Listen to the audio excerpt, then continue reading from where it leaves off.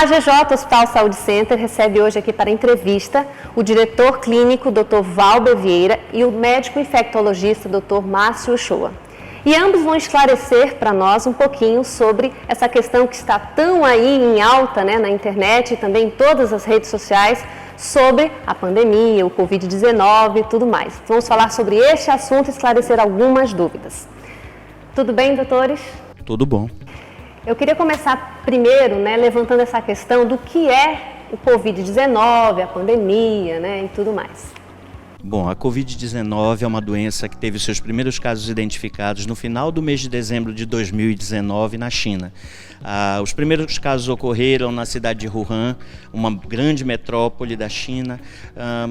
Os primeiros casos identificados, conseguiu-se ver que eram pessoas que trabalhavam no mercado de animais, de peixes que tem lá nessa cidade. Só que se identificou também que pessoas ligadas a esses profissionais, familiares, profissionais de saúde que atendiam esses profissionais, também adoeciam. Uma doença, portanto, de contágio de pessoa para pessoa. A característica principal da Covid-19 são quadros respiratórios, que vão desde quadros bem brandos, resfriadozinhos, como já foi dito por aí, até situações muito graves de insuficiência respiratória, quadros de choque, podendo levar até a morte.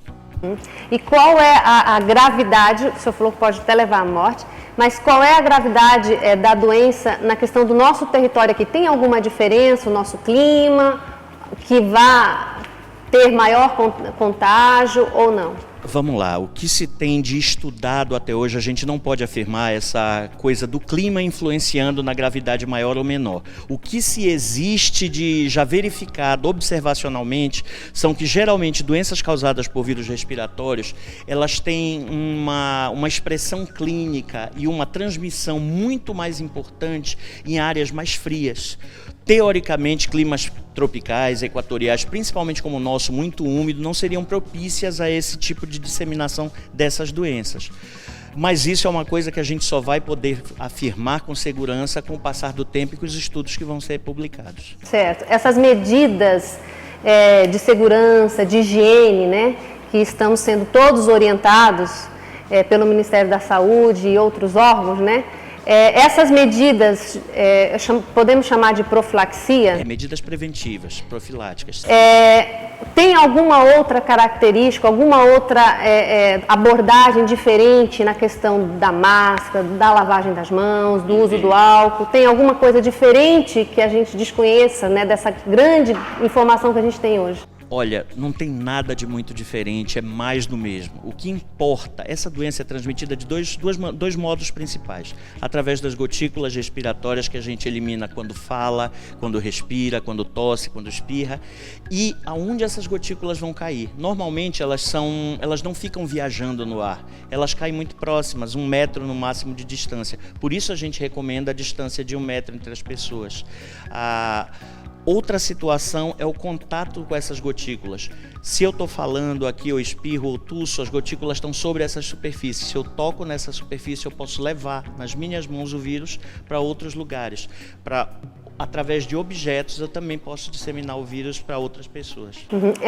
O uso da máscara, né, que a gente tanto fala, ele é mais por uma questão externa, quando eu saio, ou eu tenho que usar a máscara dentro de casa, no convívio familiar?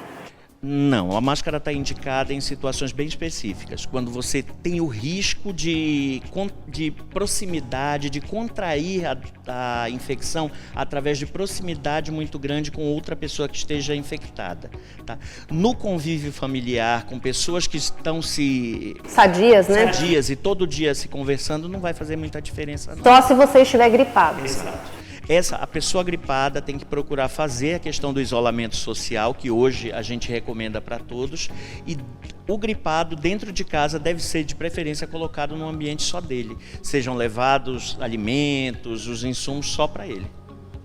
A instituição, né, do AGJ, Hospital Saúde Center, fez algumas mudanças na sua logística, né, no seu fluxo de atendimento, e a gente vai ouvir um pouquinho do Dr. Valber. Como é que a instituição tem se preparado e tem feito algumas mudanças para que a gente possa oferecer para os nossos pacientes a segurança ao adentrar aqui? Essa questão do fluxo de pacientes, principalmente unidades de urgências, ela foi uma tônica que foi comum a todas as instituições de saúde. E nós da AGJ seguimos exatamente aquilo que foi recomendado pelas autoridades de saúde. A primeira coisa que eu acho que foi a mais importante foi treinar toda a equipe. Tá? Hoje, toda a nossa equipe de colaboradores ela está devidamente treinada quanto à parte de prevenção do Covid. Toda a nossa equipe foi treinada ao uso e retirada dos EPIs, que são os equipamentos de proteções individuais, né? Foram contratados mais profissionais e outra coisa importante que a instituição fez foi criar uma urgência só para pacientes com quadros respiratórios. Dessa forma, aquele paciente que chega com uma síndrome gripal, ele não é colocado dentro da urgência, que a gente chama de urgência geral, com outros pacientes que não estejam gripados. Essa foi uma maneira de prevenir a disseminação de doenças gripais, dentre elas algum paciente que eventualmente possa nos procurar e que tenha como diagnóstico Covid. Então nós criamos essa urgência, todos os pacientes gripados eles são direcionados para essa unidade. Esses quadros gripais eles são identificados logo na triagem, tem uma enfermeira que faz a triagem e a partir daí esses pacientes eles são encaminhados para essa unidade onde são atendidos e são direcionados. Aqueles pacientes que tinham agendamentos, né, nas especialidades, na área ambulatorial e também na área de diagnóstico, como foi a questão da reestruturação da instituição para atender a esses pacientes? Ele está tendo fluxo normal, consultório ou não?